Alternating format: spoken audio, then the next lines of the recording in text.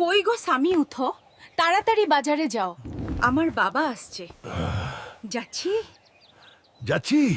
এই নাও ব্যাগ, আরে এই কাগজের মধ্যে লেখা আছে কি কি আনতে হবে।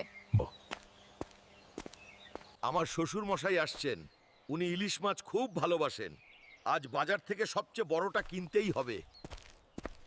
চাচা, ইলিশ মাছ কত করে? 2000 টাকা কিলো। আপনার দোকানে সবচেয়ে বড় ইলিশটা দিন। ভাই, আমাকে 1 কিলো করে অ্যাপেল, কমলা, মৌসুমি, কোলা দাও আর একটা খেজুরের কৌটো দিও। আই নাও বউ, আমি সব বাজার নিয়ে আসছি। এই তো বাজার, যাও হাত মুখ ধুয়ে রেস্ট নাও। কে আবার ফোন করলো? মনে হয় শ্বশুর চলে আসছে। শ্বশুর আব্বা কদ্দুর আছেন? হ্যালো জামাই বাবা, আমি আজকে যেতে পারবো না, 2 দিন পর যাব।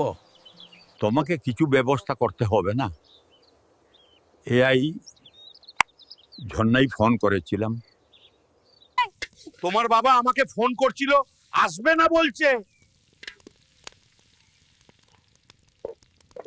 কেন আসবে না? এ তো আয়োজন, এ আইগুলো সব কি হবে?